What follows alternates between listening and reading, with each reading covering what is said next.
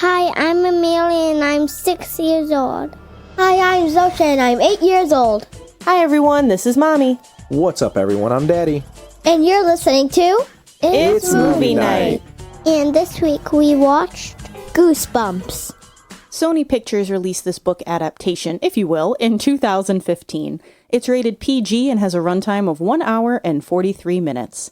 Some other potential movie night picks the studio released around this time were Hotel Transylvania 2 and Pixels. Decent movies. Yeah, not a bad lineup for the year. This movie is about 3 kids and famous author R.L. Stine as they hunt for and attempt to capture all of the famous creatures and monsters that escape from his stories. Some familiar faces and voices. R.L. Stine is played by Jack Black. We covered him in School of Rock, where he plays Dewey Finn. He is the voice of Po in the Kung Fu Panda franchise. He plays Bethany or Professor Shelley. They're kind of one and the same in the newer Jumanji movies. But parents, you may remember him as Hal from Shallow Hal. Zach is played by Dylan Minnette. He played Anthony Cooper in Alexander and the Terrible, Horrible, No Good, Very Bad Day, another book adaptation. And he has some small credits in Snow Buddies and Fred Claus, but the majority of his credits are not from kid-friendly things. A more teenage adult show that he's known for, he plays Clay Jensen in 13 Reasons Why on Netflix. Another movie where he falls in love with a girl named Hannah. Yes, it is. More recently, I saw him in one of the episodes of Grey's Anatomy where he plays one of the patients. Yes, and I was like, oh, look, he's so little. I did see that in his IMDb credits. Yeah. Dr. Sloan gives him ears. Hannah is played by Odeya Rush. She is Joni Jerome in The Odd Life of Timothy Green. She plays Fiona in The Giver, but parents may recognize her as Jenna Walton in Lady Bird. Champ, played by Ryan Lee, does not have a lot of acting credits. He is Carrie in Super 8, and then parents may recognize him, this is what I recognized him from, is Joseph in This Is 40. I could just see Leslie Mann yelling at this kid in my mind. Yeah. So good. The director of this movie is Rob Letterman. He directed Monsters vs. Aliens, Gulliver's Travels, and Pokemon Detective Pikachu. Okay, I have only seen Pokemon Detective Pikachu, personally. I have seen Monsters vs. Aliens. I remember kind of liking it. I don't remember much of it, though, so maybe we'll have to revisit that at some point. And then I kept one for last because I think you're going to love this one. He co-directed Shark Tale. That movie's so bad. It's so bad. So bad. Like, that's a dumpster fire of a movie for me. It is so bad, yeah. But first impressions of this movie particularly came out in October of 2015. Mommy, did you see it in theaters? How old were you when you first saw it? And do you remember liking it? I did not see this in theaters. 2015, I was still 23 years old and pregnant with Zosha. And I believe we watched this for the first time whenever it came out on Netflix. It was after it came out on streaming services. Yes, I remember watching it at some point. It was on our couch. Yeah, it was on our couch in our living room. So within a year of it coming out. Yeah. And do you remember liking it? I don't remember remembering it, honestly. Like, there are so many parts of it that... weird sentence. Listen, in my defense, I was pregnant and then had a newborn, so there was a lot of things for me to forget during that time. I remember being shocked by how much I liked it. I was like, oh man, I thought this was going to be straight up for kids, and there was a lot of elements that I was like, okay, pretty good movie. Yeah, I do remember being surprised, but there were so many details that just, poof, gone once Zosha came to this world. Speaking of Zosha and then Amelia not long after, Zosha watched this movie once. I think we tried a year or so ago. We tried. She didn't finish it. Yeah, because it was too much anxiety for her. So this is, I would say, a first watch for her in its entirety, and then definitely a first watch for Amelia. Starting off our spooky season, right. So Zosha, did we have a title drop? Yes, twice, I believe. I believe it was actually 3 times. I think it was 3 times, because I remember looking. Yeah. When was the first time? When Champ sees all the Goosebump books. The Scarecrow walks at midnight? The Ghost Next Door? Night of the Living Dummy? These are all Goosebumps manuscripts. Yes, there's a big, it's like the manuscripts or the first printings of, I don't know if they're all the typewriter. Yes, the originals. Yeah, bounded on the shelf inside his office. Champ is a big Goosebumps fan. Yes, and Zosha ignored us for all three of them. And then the cat and the cat cam, Amelia. Did we spot any cats? No. No cats unless you count Hannah constantly calling Zach a scaredy cat. I'm probably going to take out the trash on Tuesdays and Thursdays, so, you feel like creeping up on someone, that works for me. All right, I'll keep that in mind, scaredy cat. Oh, That's as close as we get. Good one. Sneaky. So, Mommy, this is more of a question for you. Were you a Goosebumps fan growing up, whether it be the books or the show? The show, absolutely not. I was such a scaredy cat when I was younger. Okay. I didn't like anything horror, so I really wouldn't watch the show. The books, though, my brother had every single Goosebumps book on his shelf, so Yeah, I did dabble. I think he still does. I It's been believe so. I can't imagine him getting rid of them. But no, I did dabble and read the books. What about you? I loved the show. I enjoyed it very much. I think The Haunted Mask came out in like 95. And I remember watching that when I was 5 and enjoying the heck out of it. So I loved the show. I remember having the VHS of that. I remember coming home from, I had to have been in grammar school at that time, or grade school, and it would come on like Fox, the Fox channel, Fox Family. It was like channel 32 or something. Okay. And I remember turning it on at like 3 o'clock every day was Goosebumps time. And then right after would be like the Addams Family show. Okay, so it was like Ghoul Hour. Yeah, it was great. After Ghoul. Okay. I know. Good one. So speaking of the books, Champ was a big fan of the Goosebumps books. He knew like every title, and he was also afraid of a lot of things in this movie. Granted, they are monsters, but do you think that reading scary things made him more scared of things in real life, or more cautious when he grew up? Do you think that it ruined him growing up to read and read scary things, particularly for him? I wouldn't say it ruined him, but I don't think it helped him be brave in any way, shape, or form, because in this movie, he's still like, if I see danger, I'm running the other way. He flat out says that to Zach. Like, yeah. I'm not looking to be a hero.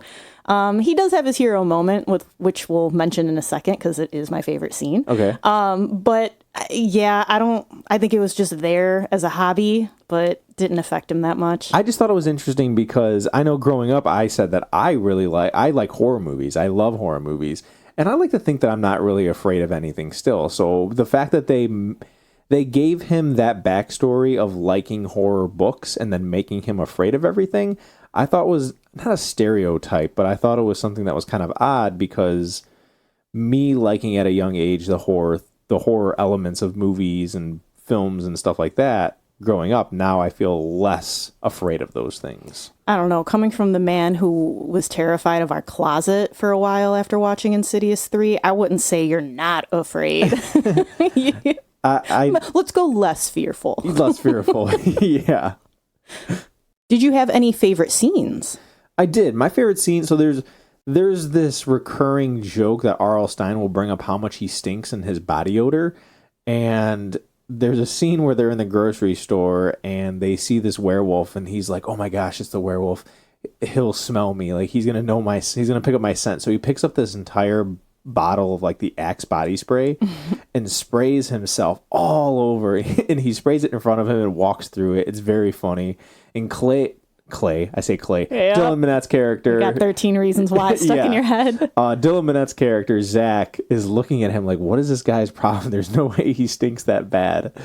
So R.L. Stine puts the bottle down, and then he picks up his arm and smells his armpit, and he's like, yeah, that didn't work at all. After he just doused himself in this entire bottle.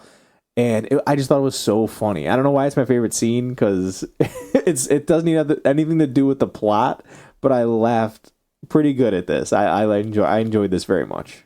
It is. It's just funny, especially our generation when Axe came out. Oh, yeah. I watched my brother do this every single day. He would do like this X round the head swoop of his whole body, and I'm like, you need more? Like, you good? I never used Axe. I'm proud to say that I never used Axe anything. No, my bathroom smelled like it every morning. Oh, great. I learned to love the smell. Did you have a favorite scene? I did. So like I had mentioned, it was with Champ when he has his hero moment, if you will. And at first I'm like, what is this kid doing? Because it's later on in the movie, they're in the school and the werewolf is coming after one of the teenage girls that's just abandoned in this hallway. And Champ runs up behind the werewolf and bites his neck. And at first I'm like, what is he doing? Like, this is some like vampire weird stuff. You see the werewolf is in pain too. Yeah, and I'm like, what? And then the werewolf just runs off, and then after he like opens his mouth and shows his back teeth and is like, oh, I've got silver in my mouth. I'm like, oh, that's clever. I like that. And then it's followed up with a gross statement of like, yeah, I didn't brush my teeth for a year when I was 10. And I was like, huh. But I mean, good for you, Champ. You know, he saved the girl and then finally got some attention that he was looking for the whole movie. He did. It was sweet. The girls did share their favorite scenes with me. Amelia loves when Stine and Aunt Lorraine meet for the first time. And I, like, for her being 6 years old, I appreciate that she noticed this, if you will, the awkwardness and the chemistry that they like each other right away. Aunt Lorraine, what are you doing here? This is the back of my store. I didn't know where else to go. I can't get a hold of your mother or the cops or anyone. Hello? Hi, hello. Hi. I don't think we've been properly introduced. I'm Lorraine. Hello, R.L. Stine. We owe you a great debt of gratitude. Your reckless driving saved our lives. Oh, that old thing. And one of the things that I thought was funny in this scene too is when they have to like, all right, let's go. You stay here and stay safe, Lorraine. And she's like, should we exchange numbers? And then you hear Stine shout, yes, but now's not a good time. Yes. Aunt Lorraine is played by Jillian Bell. I most noticed her as she's the wife of Seth Rogen in The Night Before. Which is definitely a parent's movie. Definitely a parent movie, as well as 22 Jump Street. She's like, I can't remember what character she is. I know she's in it. And she's the one who constantly keeps telling Schmitty he's old. Yes, yeah. Yes. Another parent movie. Another parent movie, but she's very funny in this role as well. Yeah, I feel like I always enjoy when I see her in things, even if they're smaller roles. Yeah. She's funny. I need to take her in spurts. If she was a main character, I'd be like, oh man, I can't. It might be too much, yes. but I feel like she's used just enough that it's enjoyable when you see her. Yes. And then Zosha likes when all the people of the town and the teenager students, everybody who's in the school, are working together and helping each other and barricading the school. Oh. Like, so she just loves teamwork. And she's like, I like that whole scene that they believe Zach and they don't think he's crazy after, this bug crashes through the side of the gym. And then they're like, oh, okay, got it. Now we're all a team. Yeah, that is a good scene. I'm like, Sosha's just so pure. She is. So some positives of this movie. So throughout this movie, R.L. Stine hints that a good story needs character development and it also needs a good twist. This movie has both of those things and they worked so well. The character development being that, Zach is very offset. He's kind of... He's mourning. He's keeping to himself because he's mourning and he gets through that. R.L. Stine being one of those people who kind of shuts himself away for so long. And by the end of this movie, spoiler here, but he returned, he's a teacher at the end of this movie. So he's embracing that he wants to be in the community and wants people to know who he is. And it's wonderful. I think that's a very good element to this movie, as well as the twist. I'm not going to name the twist because I don't want to give that spoiler away. But it's a good twist in the movie. I was like, oh, wow, I didn't see that coming. And I feel like it all happens at a good pace, too. Like, I feel like nothing happens too soon or too late. Like, I think it's well-rounded. In that realm, the pace of this movie is pretty good. Like, there was never a moment where I was bored. No. I could see maybe the first 20 minutes where they're setting it up to be like a Disturbia type thing because Zach sees something happen next door. His neighbor's R.L. Stine, and he wants to protect this girl who he thinks is gone. Like, it's got its own thing going on, and I can see where that gets a little boring. Yeah, like at first you're thinking maybe R.L. Stine is the villain. Yeah, but they do a good job. Very good pacing of this movie. Another thing I like as a parent is that all the violence is monsters on human, not human on human. Ironically, the cute little gnomes are some of the most vicious out of all of this, throwing knives, trying to get Stine in the oven, etc. But yeah, the violence may be a negative, but I know for us it's better to see unrealistic violence versus things that can actually happen in real life. Yeah. I feel like that's scarier. It is scarier. So yeah, that's a very good positive. Yeah, it's it's a twist of positive and negative, but again, it's so much easier to see fake things happen than real things. It's easier to explain to kids like, hey, this giant praying mantis doesn't exist. It's not going to crush our van. No. And that works well into one of my other positives, which is I'm always looking for a good gateway movie into horror films because I do love horror films. And this has tropes like jump scares, the lights turning off, and then when they turn back on, something is gone or it's moved, as well as the suspense of keeping quiet and not getting caught. I appreciate those things. I've watched The Haunted Mask with the girls, and like I said, that came out in 95, and that was a lot scarier than this. I don't know if it was just the way that it was filmed.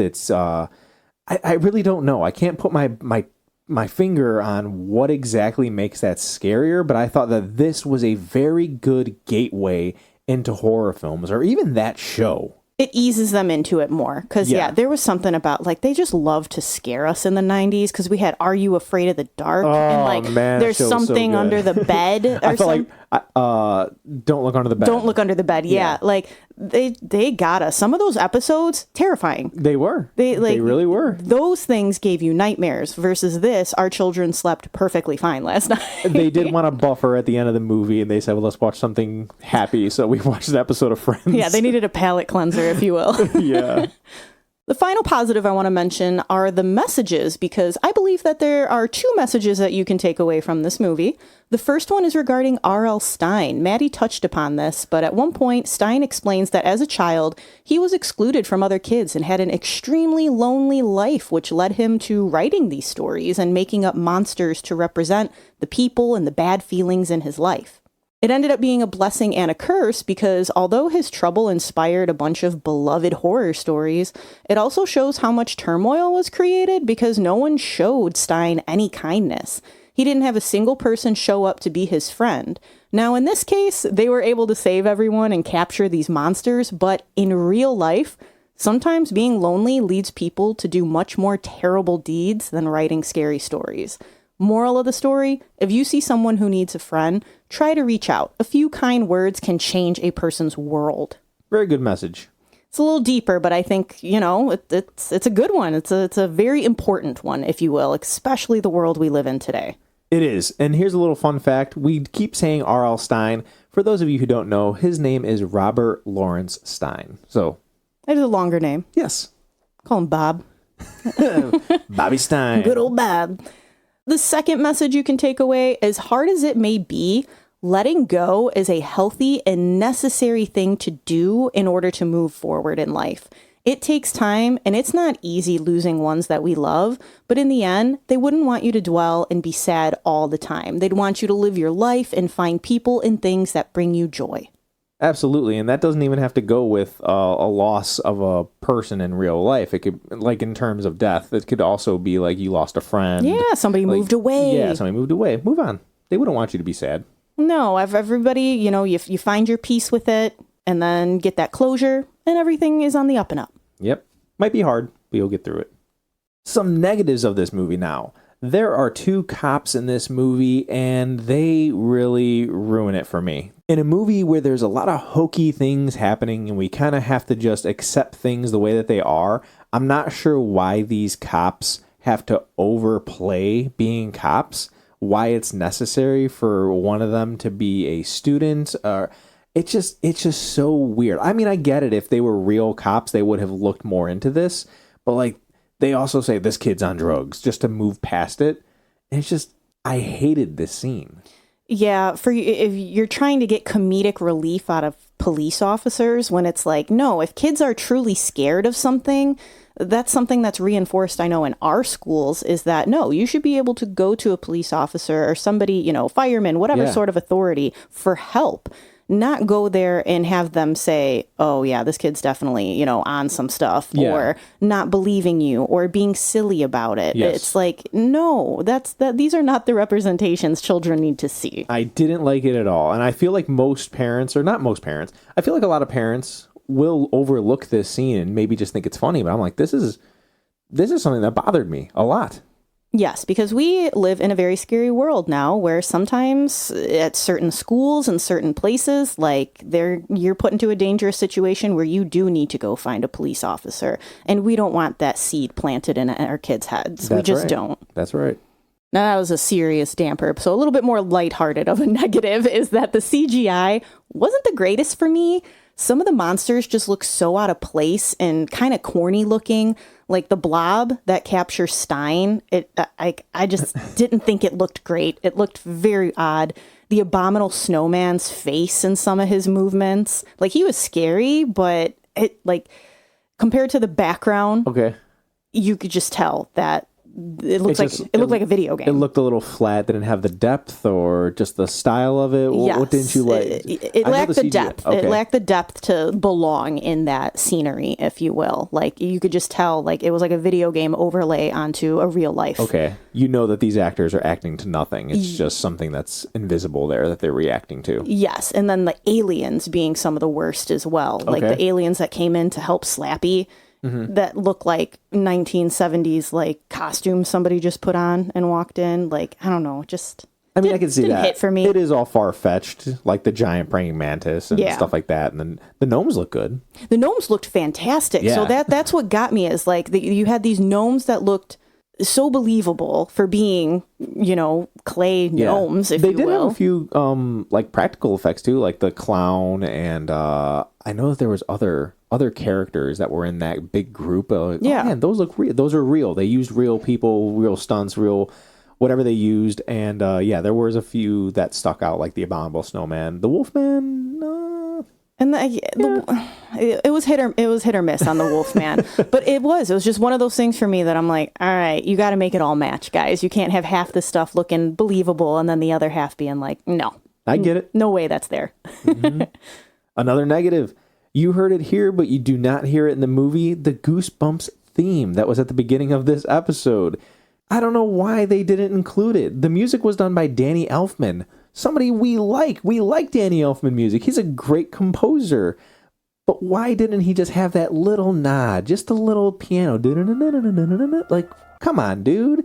I expected more out of him to do something like that, and it was just a big disappointment. So maybe this is a nitpick of a negative for me, but come on. You don't do this. And it's like doing a Star Wars or something and not having that amazing theme. Like, you need to have that. It's iconic. Yeah, even if they didn't put it at the beginning to, hide the fact that the neighbors are R.L. Stine until you find that out, like, put it at the end. Yeah. Like, put it somewhere. Come on. Credits, rolling credits. Come on. Yeah, Elfman, come on.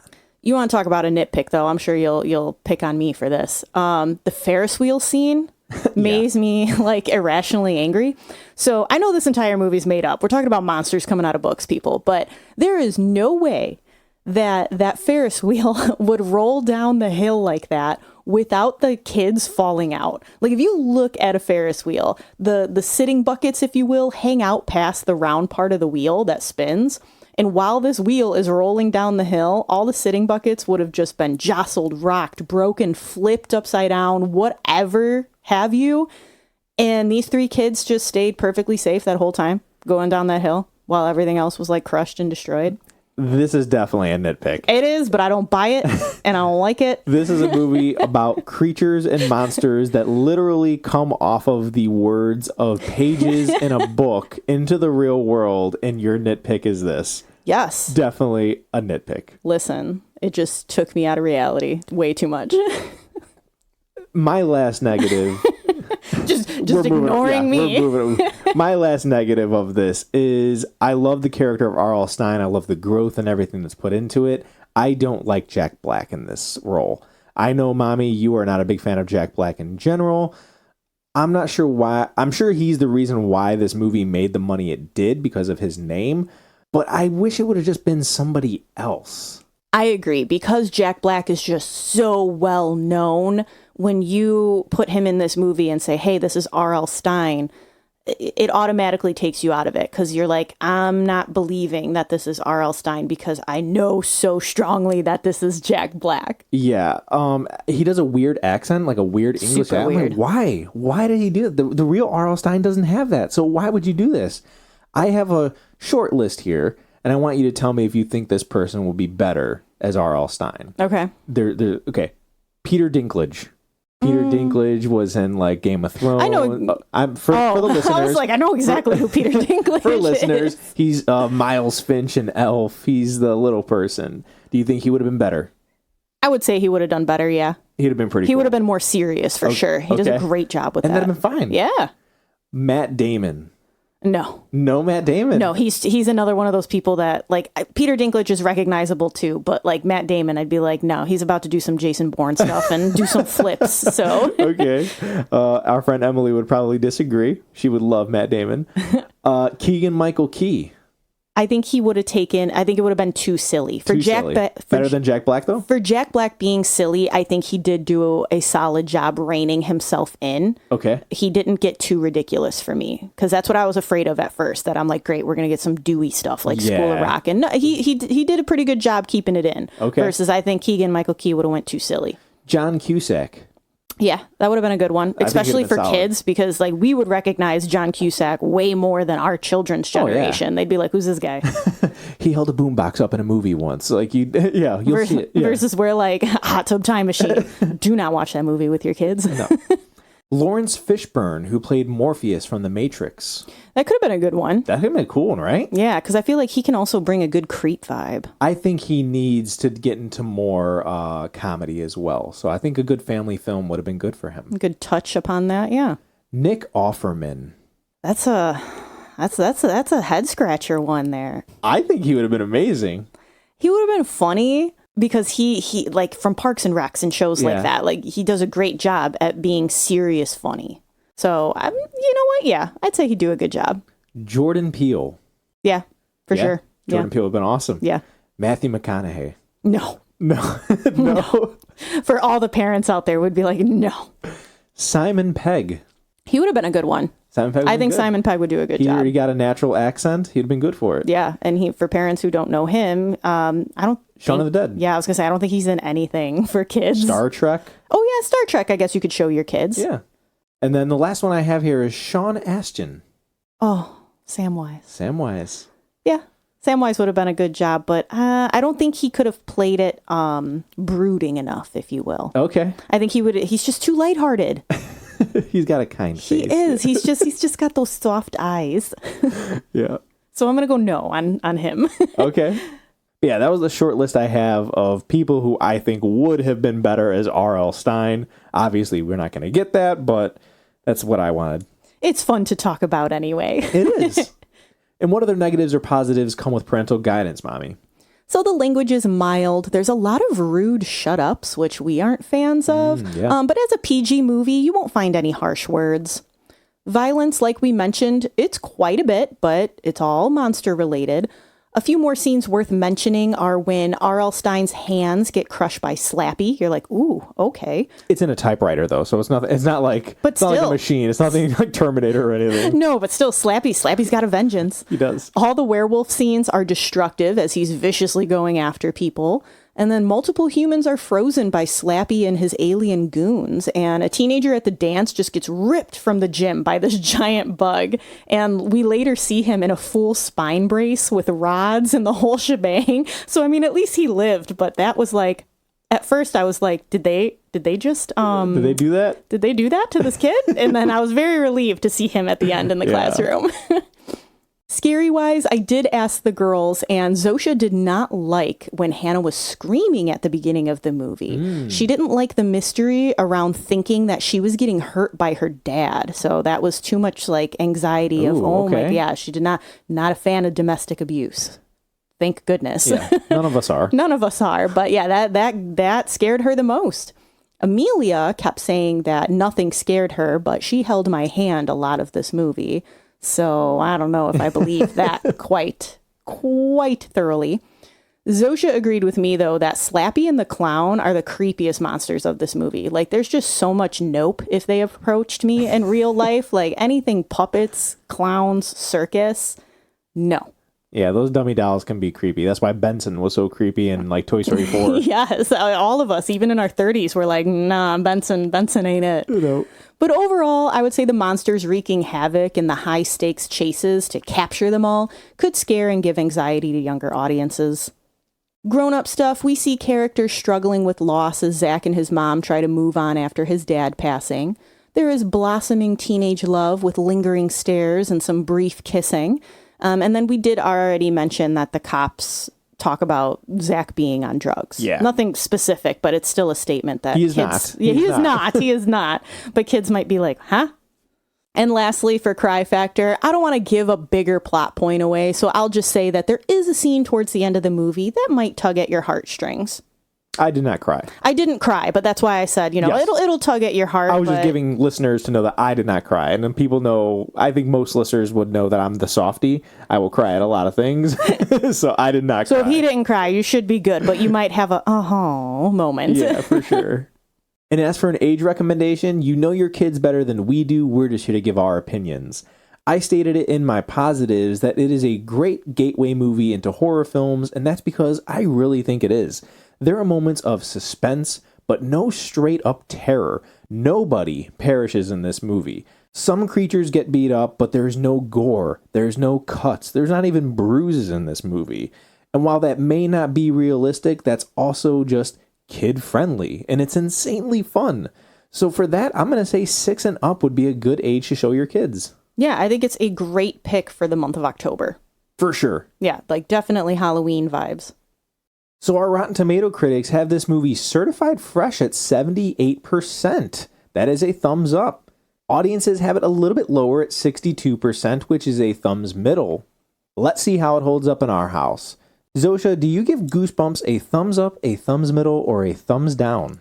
Thumbs middle. Thumbs middle. Why thumbs middle? Because it's a little scary and a little not scary. Okay. Amelia, what do you give it? A thumbs up because I liked Champ, and then it was going to be a good Halloween movie, and I'll watch it again. Okay. And then I would be happy to watch the next Goosebumps. Oh, there is a part 2. We'll have to watch that. I don't doesn't have any of the characters from this movie, so... I was going to say, it didn't look like the same cast at all. It does not. It doesn't look very good CGI-wise either, so you're Yeah, not going to I like that, would Mommy. like Champ to be in it again, but it can't. I can show you a different movie that he's in, though. Would you want to watch a different movie that he's in? Yeah. Okay, cool. Maybe Super 8, yeah. Super 8. Mommy, what do you give this movie? I'm going to give this movie, I'm on the edge with it, but I'm going to go a thumbs middle. My thumbs middle is pointing towards up just because I think it is a great spooky season movie for kids. Mm-hmm. Like, it is so good. But as an adult, I'm giving it the thumbs middle because it's fun, but there's other things that I'd rather watch. It's a good homage to the old Goosebumps, but at this point in my life, I'd rather go back and rewatch the Goosebumps show, honestly. There is a new show that came out in 2023 as well. Justin Long was in it. Interesting. Yeah. So, yeah. It looks scary, though. So, if anything, I'm giving this a thumbs middle because it has inspired me to go back to the Goosebumps roots. Okay. What about you, Daddy? I'm kind of the opposite of you. I'm going to go thumbs middle for this, but I'm going to go pointing down a little bit. Okay. I think it's good. I like that it's a gateway, but it's a little too... as talking about the Goosebumps show and being how scary it was, I wish it had a little bit more terror or scare to it. A little more dark elements than... A little more 90s. Yeah, just a little more 90s. I wanted that in my Goosebumps movie, and it doesn't have the theme, so... Yeah. It is going to be a thumbs middle for me, but pointing down a little bit. Okay, that's fair. Those are all very valid reasons. And if any of you would like to add Goosebumps to your movie night list this Halloween season, it is currently streaming on Tubi or available across platforms. And after watching, let us know if you give it thumbs up, thumbs middle, or thumbs down. And when you want to let us know what you think about the movie, please find us on social media. We like to post pictures of us on our movie nights, letting you know what snacks and sweets we're eating. It's a fun place to hang out. Our Facebook is It's Movie Night, and our Instagram is It's Movie Night Pod. Thank you for listening. Join us next week for another movie night. Bye.